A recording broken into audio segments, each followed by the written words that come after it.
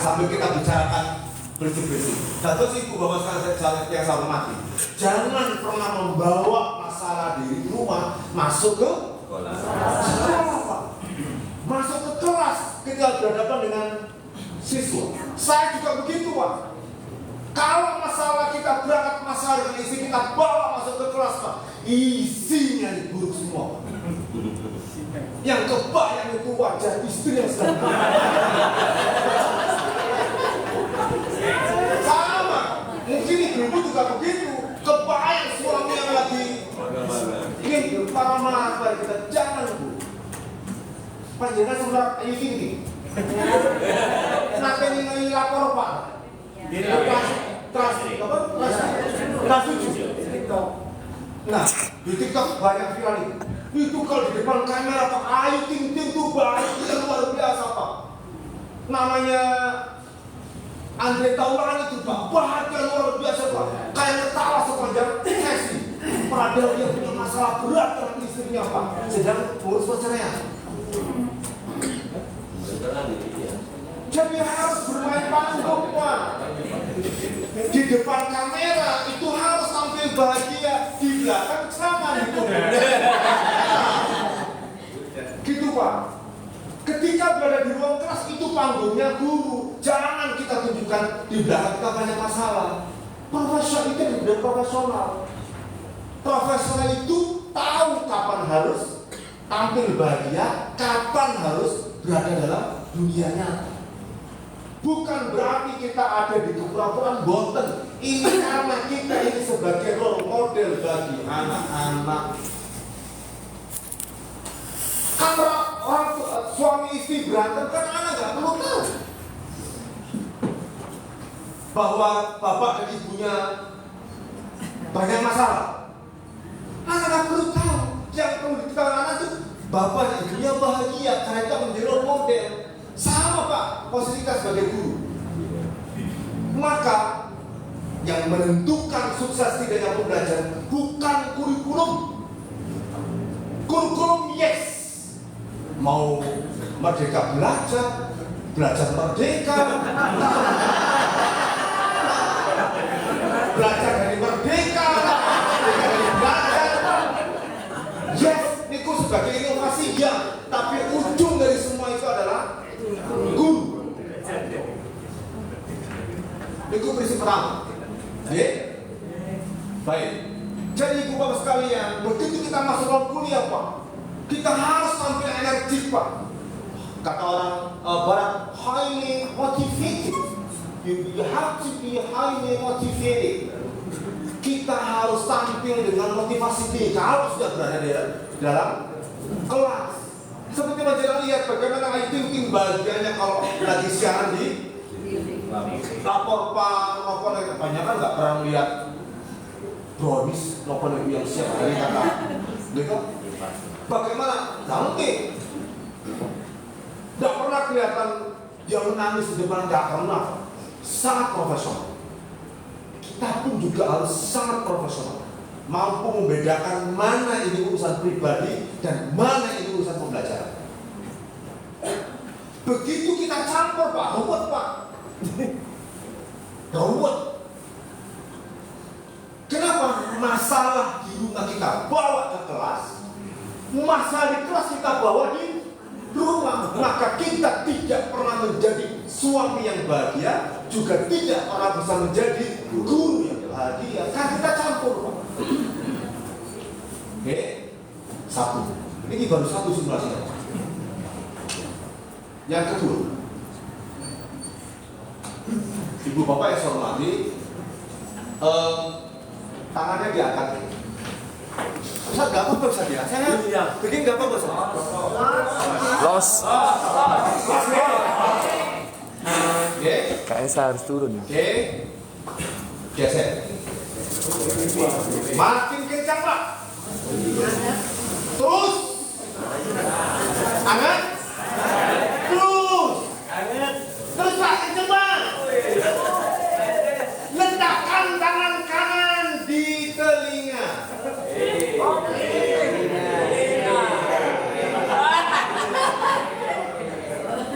Telinga. Dengan kok ngeten.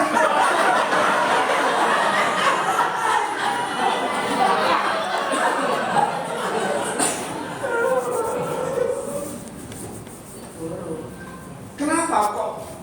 Tadi ada lupa yang ini. Letakkan tangan kanan di telinga. Terus salah geser.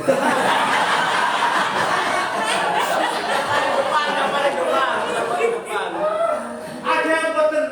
Baru sadar tadi. Bu, Pak, guru, kita semua, ibu, bapak, dan saya, itu akan menentukan bagaimanakah siswa kita itu akan berperilaku. Maka satunya kata dan perbuatan itu pintu masuk untuk sampainya materi kepada anak.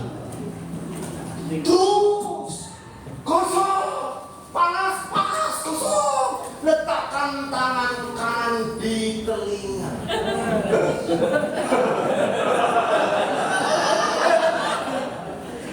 Lu panjenengan nggak salah kalau melihat gerakan tangan saya. Tidak. Tapi menjadi salah ketika mencerna kata yang saya ucapkan dalam instruksi tadi. Ngapain letakkan tangan di telinga? Mesti kan itu. Kalau kita tidak satu, Pak, antara kata dan perbuatan, yang bingung siswanya. Seperti Bapak Ibu tadi, letakkan tangan kanan di telinga. Sadar, guys. Ibu, Bapak, tantangan tanggung jawab kita sebagai guru itu butuh konsentrasi tinggi untuk ditunaikan. Maka menjadi guru, menjadi dosen seperti saya, tidak bisa biasa-biasa saja, Pak. Harus dilakukan dengan konsentrasi penuh. Panjenengan kan nggak butuh TPG lah, tunjangan profesi guru, TPP ya. Informasinya katanya sekarang ada perubahan dari TPP menjadi TPG. Ya. Betul ya? Bisa ya?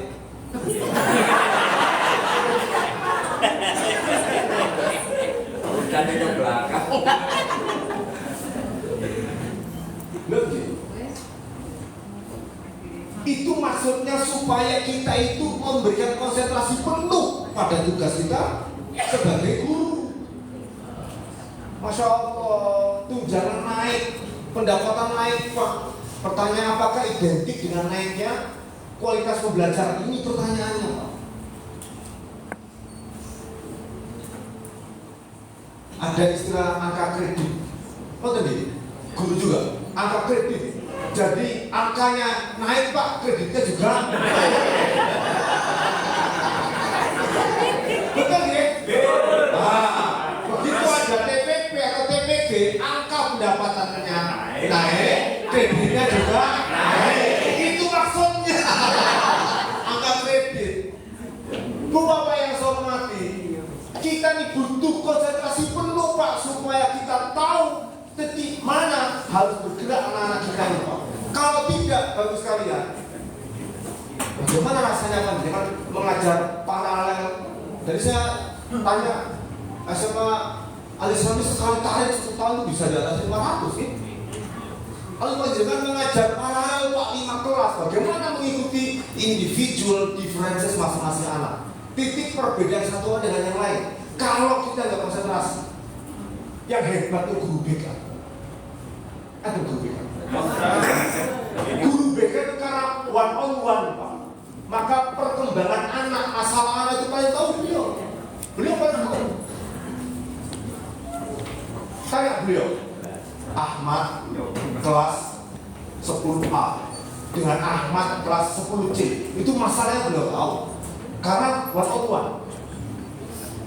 Maka Bapak Ibu sekalian yang saya hormati, ini kami sedang melakukan kerjasama dengan Dinas Pendidikan Jawa Timur untuk pembinaan para pendidik se-Jawa Timur, SMP. Maka Bapak Ibu sekalian, sederhana sekali, kalau guru BK itu semakin dicintai anak-anak, semakin anak-anak dekat dengan guru BK, itu indikasi sekolah itu baik. Tapi kalau guru BK itu melakukan guru Deni,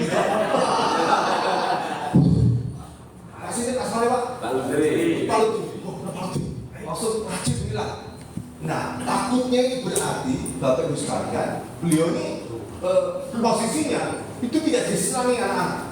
Tapi kalau semua masalah anak curhat ke Pak Lutfi, itu makin baik Pak. Hari ini kalau makin dekat anak dengan guru BK makin baik. Kenapa? Kalau mereka tidak menemukan guru pembimbing di sekolah, maka mereka akan mencari guru dengan caranya sendiri. Itu kan lebih bahaya. Lebih bahaya. Oke? Maka kita tunaikan tugas kita sebagai guru dengan konsentrasi. Betul ya? Siap. Bu, Pak. Lagi dulu saja. Lupakan ini Pak, nanti aja. Pak, kalau saya tegak begini tepuk sekali kan? Kalau saya rebakan tepuk 2 kali. Oke? Siap. Kasih semangat dong?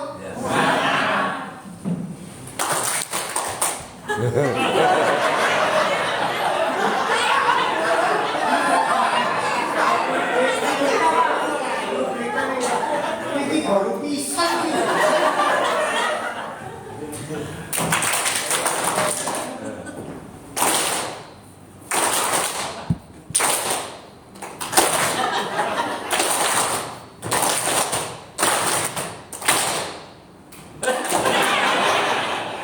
Ibu, Bapak yang saya hormati, kalau mau menjamin kualitas sekolah kita ini, kita nggak bisa sendirian, Pak. Semua harus dalam nafas yang sama, pergerakan yang sama, standar yang sama, kepatuhan pada standar itu harus dilakukan oleh semua unsur yang ada di sekolah. Satu aja Pak yang nggak taat Pak, kayak tadi itu. Plok-plok baru pada ini satu Pak. Plok-plok kedengar suara sumbang itu Pak. Ibu Bapak yang saya hormati, hari ini anak-anak kita ini Pak, kalau ada yang gak suka Pak, jangan cek sosmednya. Plak, acak-acak. Gitu. Apakah sih Pak? Saya pernah Pak, ospek tahun lalu Pak, di demo oleh mahasiswa karena dibakar sama seniornya. Ceritanya itu seniornya nggak bisa bayar UKT Pak, nggak bisa SPP Pak, lalu dibakar. Saya gampang sekali Pak. Kalau mereka main sosmed itu gampang. Kenapa? Saya juga akan main sosmed Pak. 4 hari setelah itu wisuda. Ada namanya yang pemilihan. Gitu, saya kasih gudang sama ini bela, viral setelah itu kemudian selesai. Tapi hari ini Bapak Ibu sekalian, kita penting untuk menjaga bersama-sama. Maka tapi masalahnya apa? Jangan punya sosmed Pak? Punya ya? Nanti dicek ya Ustaz ya. Punya sosmed. Nah itu cara kita berkomunikasi dengan anak-anak kita. Saya tidak tahu biar anak siapa, tapi anak mahasiswa itu Pak, Masya Allah, kalau megang HP aja gitu Pak, 2 jam bertahan. Tapi kalau baca buku, 10 menit Pak, ngeluh. Mungkin, apalagi ke perpustakaan tugas, waduh, berat. Nah apalagi Bapak sekalian, jangan perlu tahu hari ini yang namanya artificial intelligence. 2 menit Pak bikin makalah sekelas guru besar. Selesai. Pakai brain text lah, aplikasi macam-macam itu Pak. Selesai. Masukkan judul, tujuannya apa, nanti Bapak kasih tulisan dikit, masukkan. Selesai Pak, semua plus catatan kakinya, plus judul buku semuanya ada. Selesai. Jangan seperti ada dosen di tempat saya Pak. Lalu dia sadar bahwa awalnya bilang, wah Anda luar biasa, saya aja belum pernah baca buku itu buku terbang terus, saya belum punya, luar biasa, Anda top. Dalam hati mahasiswa tidak ketawa, oh saya pakai ChatGPT Pak. Oh dia benar, loh jadi kamu tidak kelas ini, awas ya, jangan sekali-kali Anda menggunakan aplikasi LGBT. ChatGPT karena tidak mengenal istilah itu Pak, yang dia tahu adalah LGBT.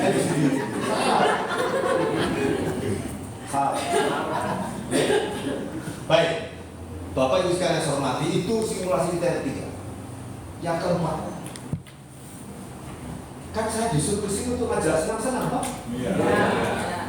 Baik, Bapak Ibu sekalian saya hormati, tolong praktekkan cara bersedekap setelah saya bacakan takbir. Seperti yang panjenengan selama ini lakukan. Satu menit.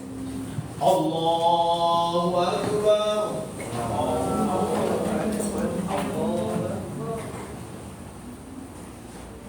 Semua yang kanan di atas, yang kanan. Coba sekarang dibalik, yang kiri di atas. Allahu Akbar. Yang kiri di atas. Nopo perasaannya? Oh, enggak enak. Janggal. Apalagi, Pak? Tidak biasa. Tidak biasa, aneh, tidak nyaman. Bu, Pak, perubahan itu berhadapan langsung dengan 5 kata yang tadi Bapak sampaikan. Aneh, janggal, tidak enak, tidak nyaman, tidak biasa. 5 hal. Bu, Pak, jadi kalau ketua yayasan, kepala sekolah, wakil kurikulum, lalu ingin mengadakan banyak pembaruan, perubahan macam-macam, itu langsung berhadapan hal itu belum yang kenal, Pak. Gak sah. Sholat kok segini nih dukur, gak sah. Harusnya tuntunannya itu yang kanan di atas. Nah, perubahan itu akan berhadapan dengan faktor keyakinan, Pak. Itu yang berat, Pak. Itu berat. Maka setiap kali ada inovasi baru sekali yang dilakukan, disiapkan oleh yayasan, oleh kepala sekolah, itu pasti akan menimbulkan rasa tidak nyaman. Saya jadi rektor. Begitu saya diberi amanah oleh Menteri Agama, saya bilang, secara SK saya rektor, tapi secara institusi saya merubah cara kerja pimpinan manajemen UNSA dengan cara kerja perusahaan. Maka saya adalah CEO.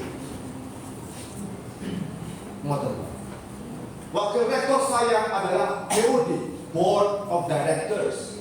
Ada direktur akademik, direktur keuangan, direktur kerjasama. Maka dekan itu manajer, dia harus menguasai semuanya pada wilayah tertentu, kerja tertentu. Tapi menguasai semuanya. Kalau board of director, maka dia menguasai bidang masing-masing. Tidak berbasis kewilayahan, tapi basisnya bidang. Maka Pak, Bu, saya bilang ke teman-teman sejak 2 tahun terakhir ini, Pak, saya jadi rektor. Kalau ada dekan, anggaran yang disiapkan oleh universitas 2 miliar, maka mereka wajib bisa mendatangkan uang setahun 4 miliar dari kerjasama, dari pendapatan bikin macam-macam usaha, gitu loh. Wajib buy one get two, keluar 1 miliar harus mendapatkan uang dari luar ke dalam. Berat, Pak, fitnahnya banyak. Pertama kali saya dilasani orang se-UINSA, rektor karapnya opo ini. Tahun pertama, tahun kedua, Pak, semua merasakan, Pak. Hanya dengan cara begini, kemajuan kampus itu tercapai. Semua berkeringat, Pak. Tidak bisa seperti kemarin. Kenapa? Karena kita ini harus harus mengikuti kinerja yang dilakukan oleh perusahaan. Siapakah perusahaan kami? Pemerintah. Gitu, Pak. Nah, cara kerja baru seperti ini, Bapak Ibu sekalian, itu menimbulkan rasa tidak nyaman.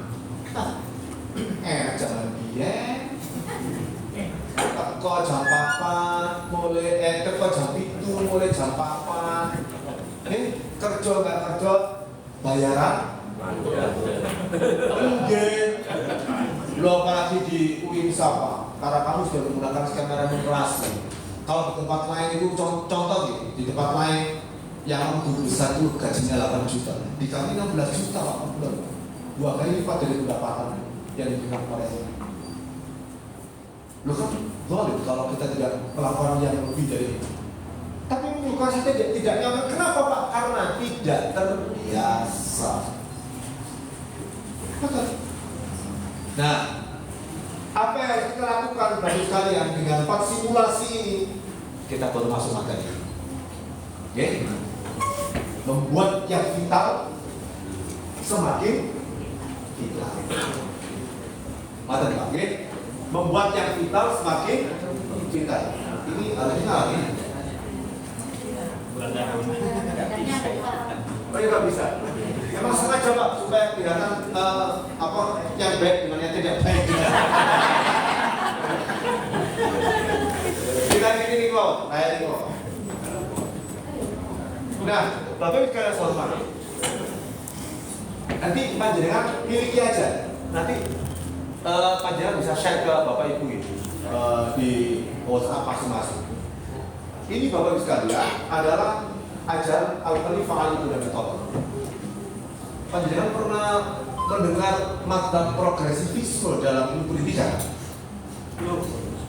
Artinya anak-anak itu Pak Bu harus dibawa untuk memasuki masa depannya, bukan kita bawa mereka untuk masuk masa lalu kita, bukan. Jadi persiapan kita itu untuk masa depan, karena masa depan mereka itu pasti nggak sama dengan masa seperti kita. Itu kata orang Barat, mazhabnya progresivisme. Ternyata Khalifah Ali ini 14 abad yang lalu sudah mengatakan Pak, la turabbu auladakum kama rabbakum aba'ukum fa innahu khuliqu li zamanin ghairi zamanikum. Jangan kau besarkan anak-anak kalian sebagaimana kalian dulu dibesarkan oleh orang tua kalian, karena mereka diciptakan untuk masa yang berbeda dari masa kalian. Maka pertanyaannya, pendidikan, sekolah itu untuk menyambut perubahan atau perubahan itu untuk kepentingan pendidikan? Nah, hubungan antara sekolah, perubahan, pendidikan, perubahan, ini harus kita hitung Pak Bu. Hari ini kita semua sebagai pengajar Pak, itu harus mengerti Pak artificial intelligence itu pembelajaran. Gitu. Harus mengerti. Kalau tidak, baru sekalian inilah yang nanti akan menimbulkan apa yang disebut dengan generation gap. Nanti di tengah nanti kita akan bahas bersama-sama. Kenapa Bapak sekalian? Siswanya Gen Z. Kan sekarang bukan milenial lagi Pak. Gen Z, orang tuanya ambil guna generasi kolonial. Betul percaya Bos? Percaya ya? Monggo buka handphone, saya praktekkan supaya panjenengan yakin. Buka handphone. Kapan saya menyuruh orang tua? Oke? Buka handphone. Ustaz, perhatikan Ustaz ya. Perhatikan. Buka handphone. Tapi bukanya di atas meja, jangan di bawah meja. Di atas meja. Biar kelihatan. Ampun. Buka Google. Oke, buka Google. Handphone itu bukan ya? Buka Google, phone. Tolong ketikkan sekolah Islam. Go.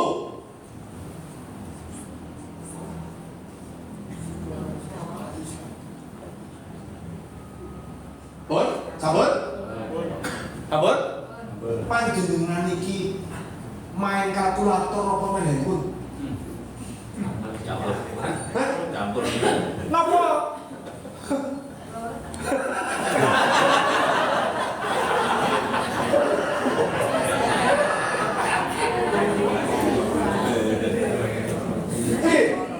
Coba kasihkan handphone panjenengan yang mahal itu. Kasihkan anak-anak lainnya 3 jari Pak. Pakai buat jari. jempol. Sekolah.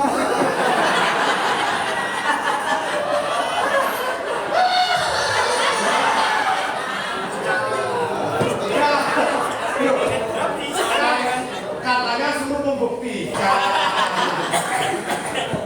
Dari cara memainkan handphone saja antara bapak ibu siswanya tidak sama. Anak-anak itu sangat cepat sekali, Pak. Pakai dua foto. Beda bro. Nah, jadi mohon izin Ustaz, tolong dipahami bahwa beliau ini sedang ketik kalbu.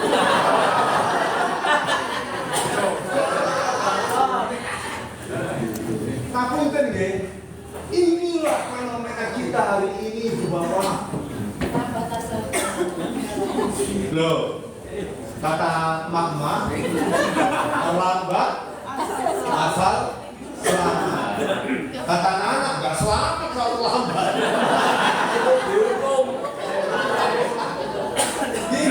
Ini baru dari bagaimana cara kita memainkan handphone. Belum cara mengakses handphonenya, Pak. Ya, meskipun ketua yayasan, kepala sekolah, handphonenya 20 juta, paling-paling tutup WhatsApp. Fitur-fitur yang canggih-canggih nggak ngerti. Tapi anak-anak kita ini, Pak, handphone mungkin bekasan, Pak, yang sejuta umat itu loh gitu. Harga 500 ribu. Tapi cuma mereka semua fitur yang canggih. Tanpa diajari, Pak. Karena mereka memang tumbuh dari bawah. Di ruang bicara kita bahas bersama. Nah, di ruang seperti ini, Bapak sekalian, kalau kita tidak dekat pada anak-anak, Pak, tidak bisa menyelami dunia anak-anak, Pak, kita ketinggalan, Pak.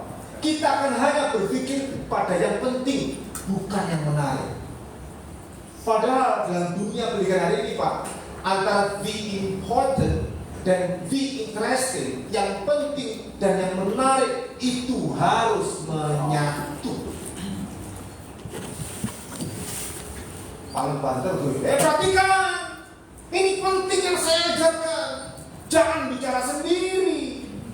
Kalau Anda mau sukses, perhatikan, penting. Kata anak, garing Pak.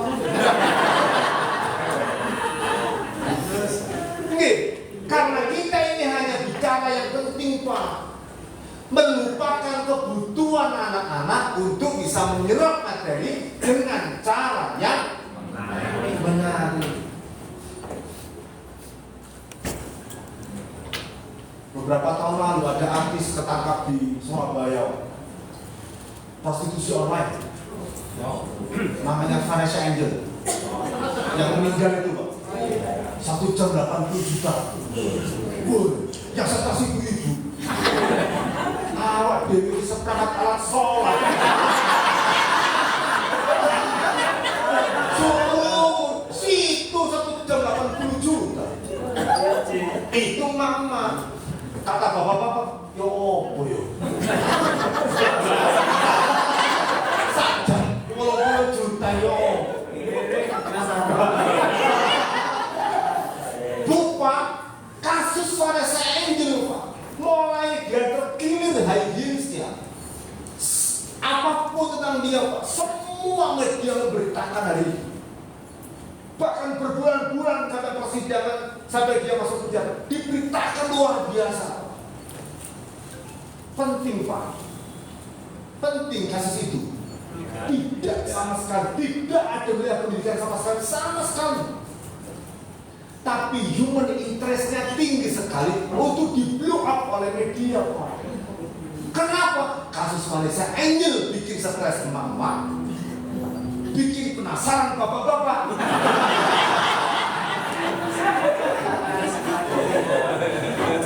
Kita berita muncul, Pak, anak saya baru kelas 2 SD waktu itu, Pak.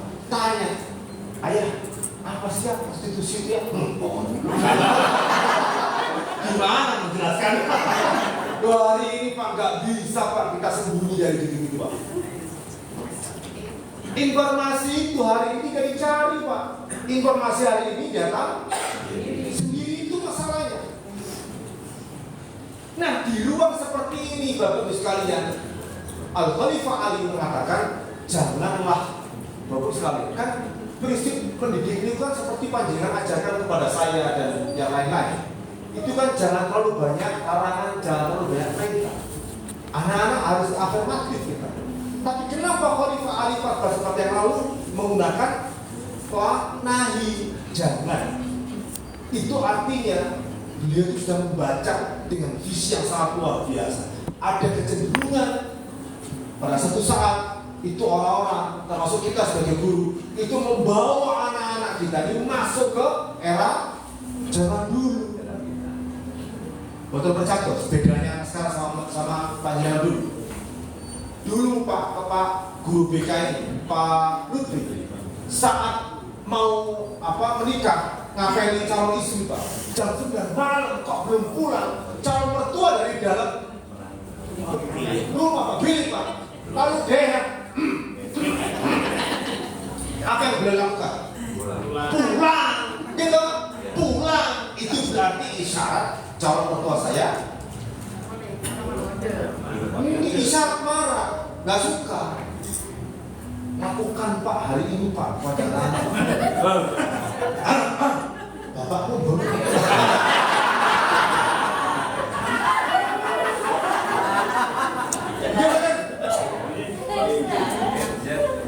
Sama Pak, coba Bapak cerita Pak kepada putra putri Bapak, kepada cucu Bapak, Ibu. Dia Bapak itu sekolah melaku 5 kilo. Nah gitu Pak. Saya juga begitu cerita kepada anak saya. Dulu ayah itu 4 kilo, 5 kilo sepeda. Berangkat 5 kilo, pulang 5 kilo sepeda. Apa kata anak saya pas 2 kilo gitu? Sehat ya. Sehat ya. Padahal kita bercerita itu Pak, harapan kita anak-anak kita jatuh iba, jatuh hati pada kita. Oh ternyata masa lalu bapakku sorok. Tapi tidak memanainya gitu. Maka bapak-bapak jangan menikah lagi. Karena jangan menikah lagi. Karena istri bapak yang pertama itu memulai perjalanan hidup bersama bapak itu dari masa tidak enak. Lalu sekarang bapak menjadi wakil kepala sekolah bapak, jadi guru senior. Lalu menikah lagi, kan yang diketahui istri kedua kan bapak sudah sukses. Cara memanai hidup gak mungkin sama dengan istri pertama kan? Istri pertama itu istri perjuangan.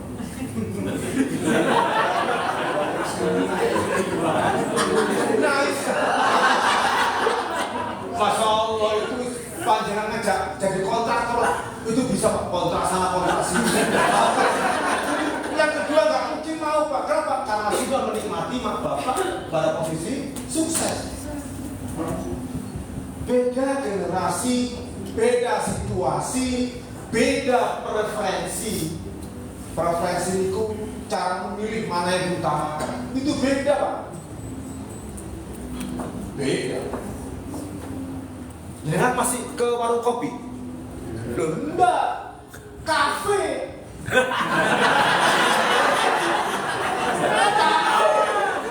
Beda lagi sama beliau. Mungkin masih ke warkop. Karena apa? Bukan warkopnya yang penting, tapi mengenang masa lalunya. Bisa mendongkong 5.000 satu beliau warkop nggak level kafe. Karena beda generasi Pak, beda generasi. Oke. Nah ini peringatan Khalifah. Maka Bapak Ibu sekalian, kita harus menyelangi dunia anak-anak kita. Saya senang Pak, kalau anak saya pulang dari kuliah kita ngobrol. Saya pengen bilang apa sih yang memikirkan hari ini Pak? Kalau Bapak Ibu lihat di video, ngapain saya sama teman-teman joget piring dari sini Pak? Ini hanya mendekatkan saya dengan dunia mahasiswa usia anak mahasiswa saya. Kenapa kemudian saya menggunakan sosial media? Memang nganggur, memang nggak punya, memang banyak waktu kosong juga juga Pak. Tapi itu dilakukan untuk mendekatkan dengan dunia anak. Hari ini Pak, kalau kita kelihatan jauh dengan dunia mereka, itu mereka buat nggak gue banget, gitu Pak. Tapi kalau hari ini Pak, maka muncul konsep dalam pendidikan yang namanya engaging. Pembelajaran kita ini harus engage, harus merasa anak-anak, membuat anak merasa terlibat. Mami, Bapak menerima TPG 10 tahun terakhir belum jadi satu, Pak. 200 juta umpama gitu. Terus bilang ke ibu, Dek, iki tak tukang sampai kulkas 2 pintu. Tiap kamar ada kulkas. Mami macam gitu. Dek, tak tukang sampai Dek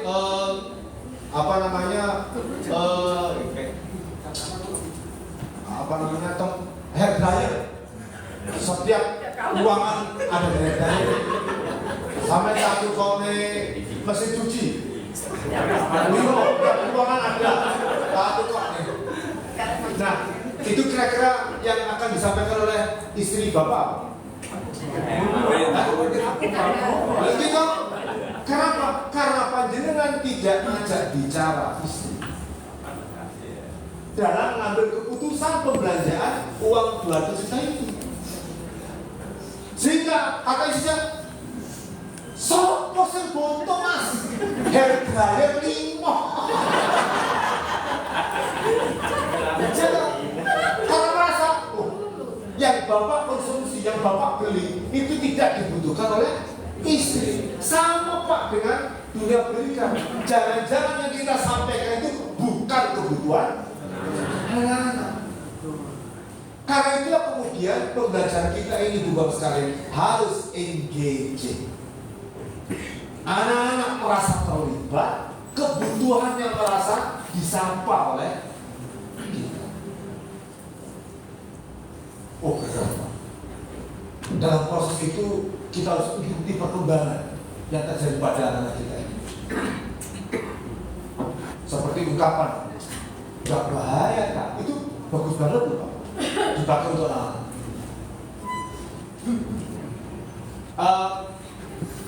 Masuk ke sekolah, jangan telat ya. Jangan ya Dek ya, jangan ya Dek. Itu engaging banget Pak untuk anak-anak. Contoh kecil, Bapak sekalian. Contoh kecil. Dijawab sama siswanya. Jangan. Ya Mas ya. Nah, kenapa kita butuh engaging itu Bapak sekalian? Oke. Next. Pak. Nah, Ibu Bapak yang saya hormati, ini kalimat dari Khalil Gibran. Ya, dia bukan usul, tapi kalimat-kalimatnya magis. Mari kita lihat. Barang siapa mau menjadi guru, biarkan dia mulai mengajar dirinya sendiri sebelum mengajarkan yang lain, sebelum mengajar orang lain. Dan biarkan dia mengajar dengan teladan sebelum mengajar dengan kata-kata. Sebab mereka yang mengajar dirinya sendiri dengan memperbetulkan perbuatannya sendiri lebih berat atas penghormatan dan kemuliaan daripada mereka yang hanya mengajar orang lain dan membetulkan perbuatan-perbuatan orang lain. Apa kata kuncinya? Apa pesan dari Khalil Gibran? Keteladanan. Contoh dari diri kita sendiri. Awalilah dengan contoh, dengan teladan. Kata orang santri, faqid syai' la yu'ti. Orang yang kehilangan sesuatu tidak akan bisa memberi. Orang yang contoh ngomong soal sakinah, mawaddah, warahmah. Istrinya 2. Gimana? Berantem terus Pak. Dan dikenal istri yang pertama itu selalu update situasi batinnya ke sosial media. Bagaimana orang percaya dia menjadi mubalik yang baik soal sakinah mawaddah warahmah. Panjenengan pernah melihat kasus Agim ketika menikah lagi? Karena isu yang beliau sampaikan selalu soal keluarga sakinah, mawaddah warahmah. Begitu dia menikah lagi, emak protes. Sampai bigora hakim yang dia pelihara rumah Pak dibanting, jangan gimana? Dan emak bilang, meskipun panjang bilang, Dek, iku Quran yang memberikan gak Quran. Oke loh.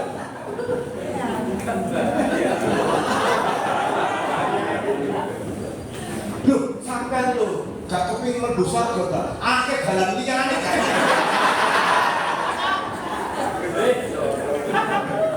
Kita jadi kalau Gibran mengatakan keteladanan Pak. Saya itu punya mahasiswa.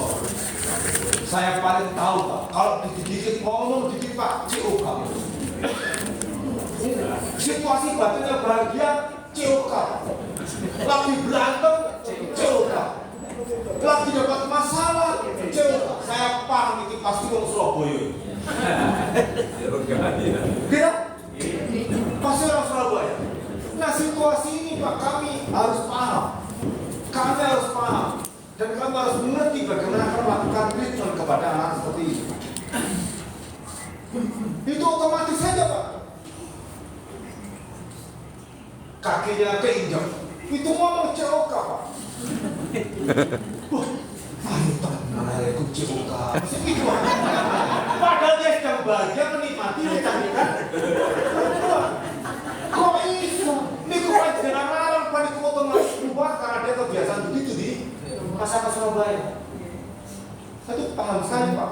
Kalau di biasa, nah itu berarti daerah Bojonegoro, Ngawi, kira berantem.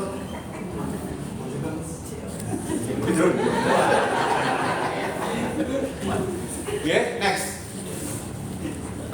Wah, kata terang. Nanti panjang lagi. Bapak yang sopan, tugas guru kata. Ini kata orang Barat ya Pak ya. Saya Bapak sekali mungkin Bapak Ibu mendengar pemahaman yang menurut saya perlu direvisi. Bedanya antara pengajar sama pendidik. Kalau pengajar itu hanya mentransfer ilmu pengetahuan dari dirinya kepada orang lain. Tapi kalau pendidik itu mentransfer nilai. Karena itu nih, selama ini nih, tolong direvisi Pak. Tolong direvisi. Kenapa? Kalau rujukannya Barat Pak, namanya mengajar itu to teach, mendidik itu to educate. Di Barat Pak, to educate dengan to teach itu nggak dibedakan. Menyampaikan pengetahuan itu otomatis dia juga menyampaikan nilai. Tidak dibedakan Pak. Kalau dibedakan, maka yang mendidik itu hanya guru PAI. Karena yang diajarkan nilai. Tapi guru fisika tidak punya tanggung jawab soal pembelajaran nilai. Karena yang dia sampaikan materi tentang rumus. Orang Barat Pak tidak mengakui perbedaan antara to educate sama to teach. Sama teaching itu sama dengan educating. Itu sama persis Pak. Jadi yang sekuler budi dengan orang Barat. Kita orang Barat Pak, sekuler itu berarti membedakan Pak antara yang akhirat sama duniawi, betul Pak? Kan kita Pak yang membedakan, orang Barat tidak membedakan Pak. Karena teacher is educated, teaching is educating. Itu sama persis Pak.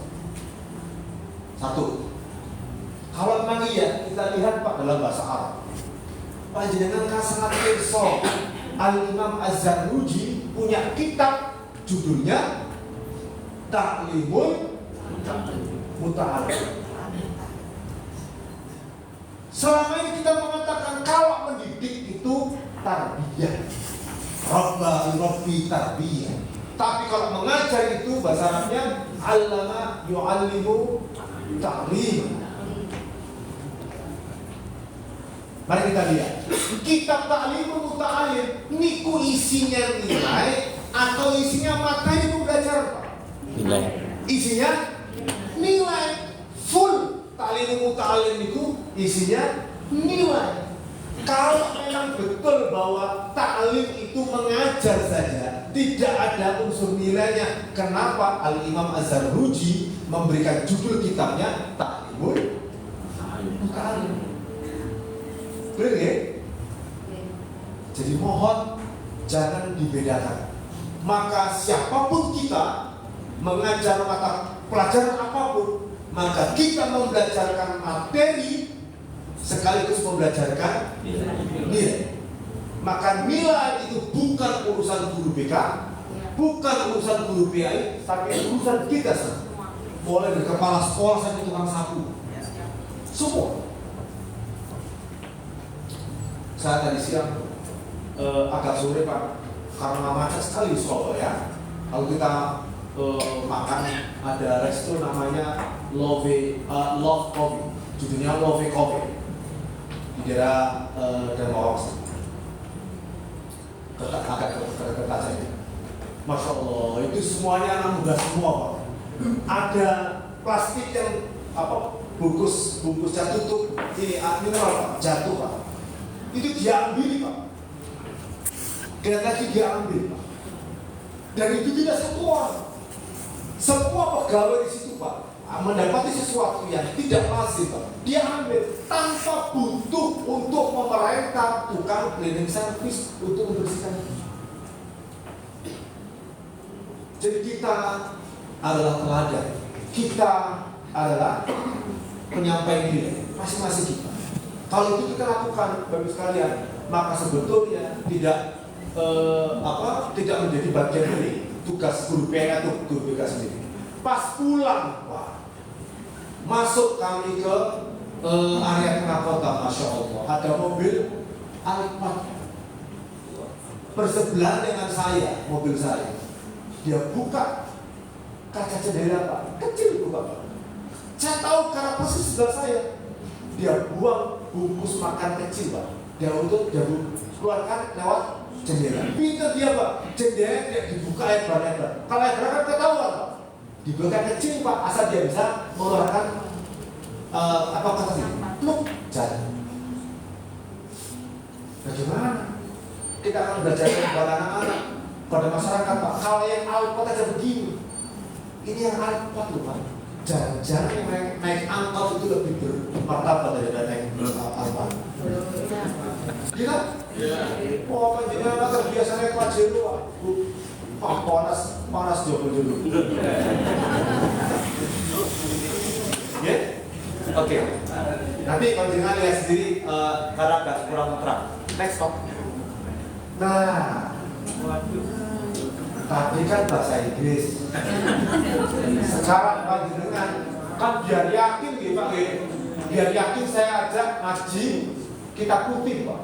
Asalnya kuning karena biasa ke MS dulu, Pak. Jadi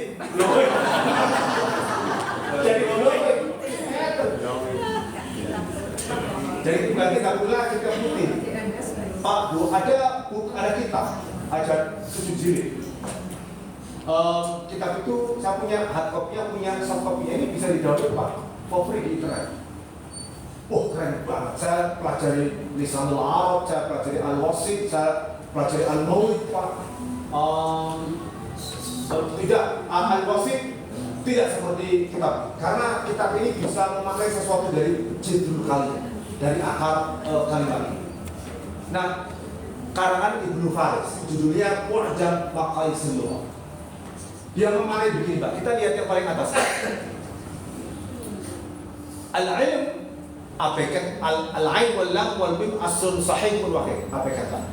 Berikutnya, Pak. Yadullu ala atharin bisyai'i yatamayyazu bihi an ghairihi. Ilmu itu menunjuk kepada atharin bisyai', adanya dampak pengaruh oleh sesuatu yang tamayyazu bihi, yang membuat orang yang terlibat di dalamnya memiliki keistimewaan, kelebihan, distingsi ciri khas anggairi dibanding yang tidak terlibat. Inilah kemudian yang memunculkan dalam tahapan berikutnya yang disebut kurikulum berbasis kompetensi.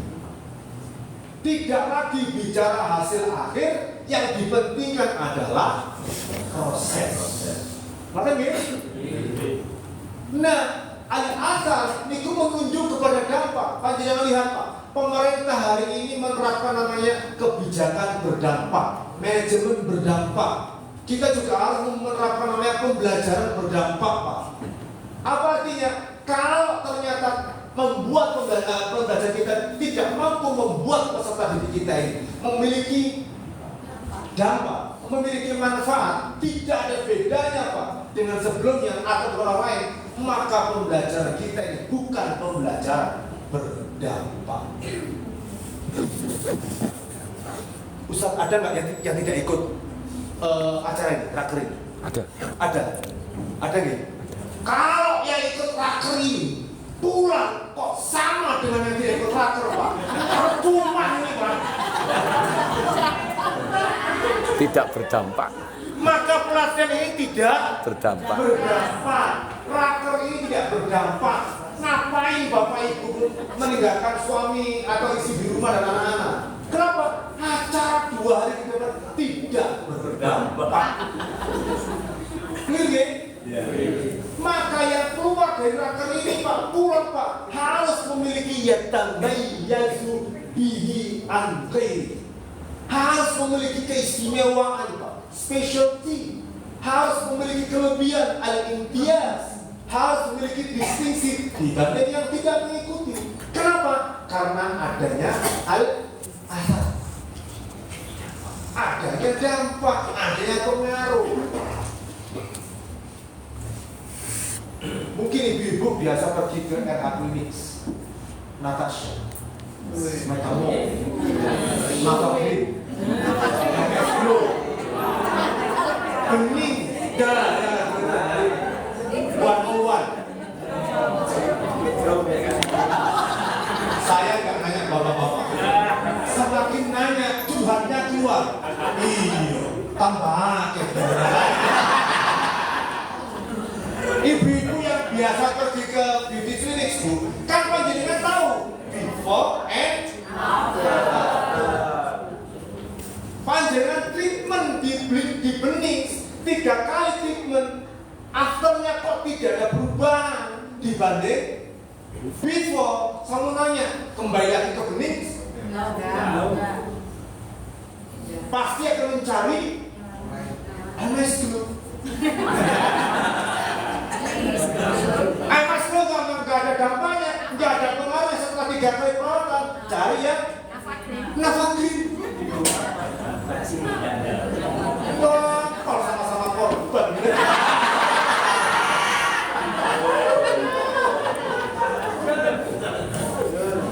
Gitu.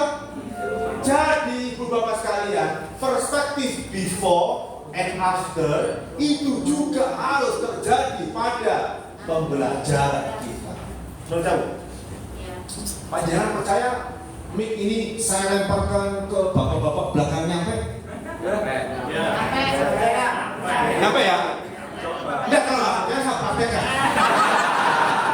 Boleh. Kenapa? Karena Pak Jenderal melihat fisik saya. Oke? Husnudon. Itulah potensi saya. Cuma karena potensi saya yang tidak saya proses, tidak saya treatment, tidak saya beri perlakuan Pak. Hei kucing, tangkap ya.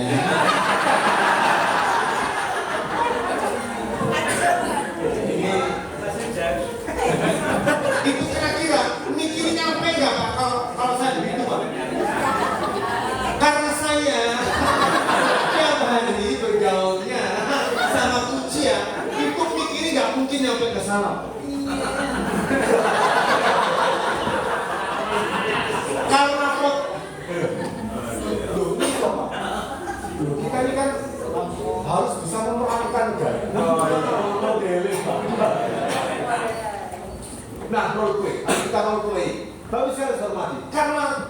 panjenengan lihat visi saya, sehingga saya secara potensial memiliki potensi untuk menaikkan saya ke tujuh. Cuman karena tiap hari saya bergaul dengan hombre, dengan banci, ya Pak, maka potensi saya itu tidak teraktualisasi karena tidak mendapatkan proses treatment perlakuan.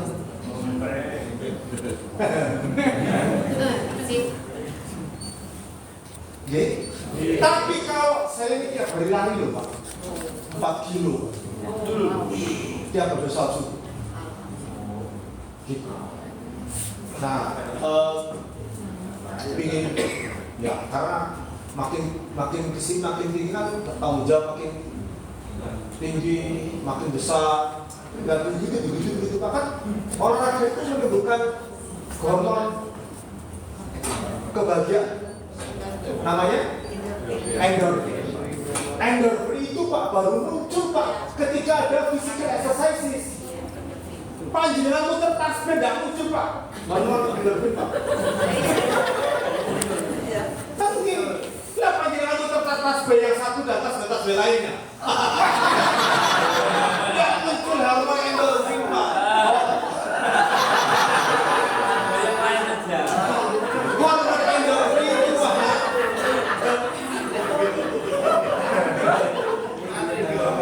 Hormon endorfin itu Pak baru muncul kalau kita olahraga.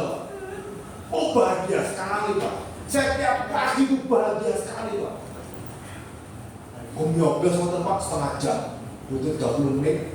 Lalu setelah itu bikin kopi pahit, kopi tanpa gula. Waktu mereka itu bahaya.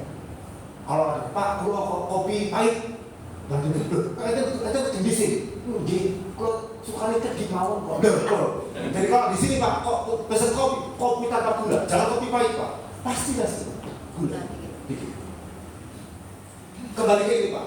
Karena saya proses bagus sekalian dengan fisik saya, maka potensi saya ini pasca treatment, pasca perlakuan, pasca saya proses dengan physical exercises, maka potensi saya ini berkembang menjadi kompetensi. Kompetensi itu lahir Pak dari sumber potensi yang sudah diproses. Jadi ibu-ibu kalau pulang, Bapak bilang, Bu, sampai itu punya potensi cantik dan bahagia. Baru potensi. Ya, baru potensi Pak. Kalau sudah diproses, baru muncul kompetensi. Kalau sudah diproses, di treatment, diberi perlakuan, kok tetap hanya bergerak pada potensi, itulah yang disebut dengan impotensi. Oke, begitulah penjelasan mudahnya Pak, hubungan antara potensi sama kompetensi. Kalau bergerak Pak ke titik maksimal, itu yang disebut dengan kompetensi. Tapi kalau sudah di treatment, diproses, kok nggak bergerak Pak? Itulah yang disebut dengan impotensi. Clear ya? Enak Ustaz, kata mau. Jadi membahas ini, yang kita putih ini mudah sekali. Clear? Makanya kita lakukan sebagai guru Pak adalah melaksanakan pembelajaran berdampak.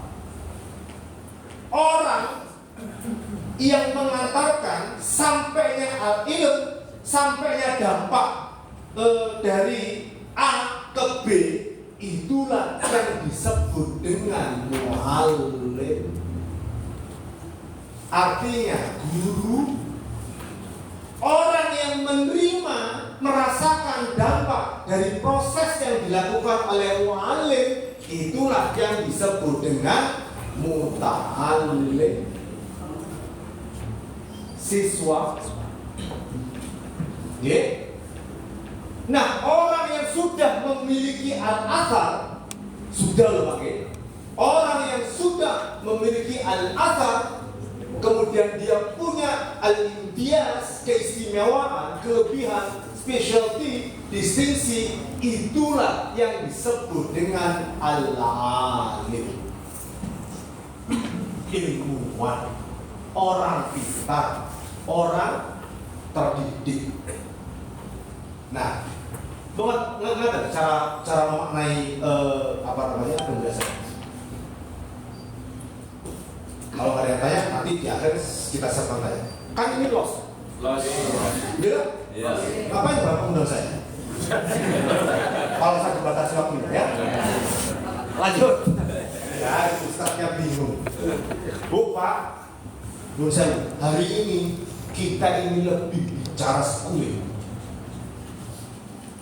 Lupa learning. Hadir di sekolah, Pak, itu tidak otomatis membuat siswa kita itu tenang. Belajar, Pak. Padahal sekolah itu didirikan sebagai fasilitas supaya anak-anak kita ini bisa learning. Jadi kita yang bergerak di sekolah, apakah namanya guru, pendidik, atau namanya tenaga kependidikan, kita semua harus dalam satu visi yang kita lakukan bukan sekedar schooling, tapi learning. Ya Allah, kuatkan aku ya Allah. Tapi panjenengan ada masalah lari dari tanggung jawab. Kalau ada bapak-bapak lama di masjid, bapak tanya, ada masalah kan?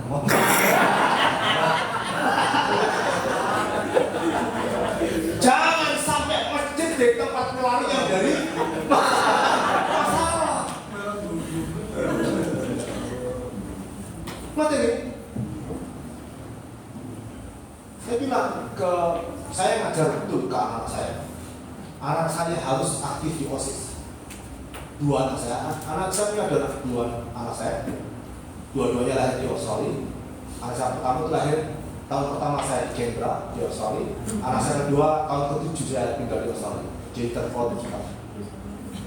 Satu anak saya harus ikut OSIS, harus ikut PFK, harus ikut kegiatan production house, harus ikut semua aktivitas, harus jadi aktif di pengurus kelas. Kenapa, Pak? Pak, kuatnya seseorang itu karena dia ditempa oleh masalah. La yuldahul mu'minu min juhrin wahid marratain. Janganlah orang yang beriman itu tersengat pada lubang yang sama 2 kali. Menurut saya, ibu berdua pakai high heels, mumpung waktu di sekolah, ya. Kalau di sekolah kan nggak mungkin pakai high heels. Mumpung ada pelatihan pakai sepatu yang punya satu-satunya pakai dipakai, gitu. Barang munggah telat, ceplok, hari pertama.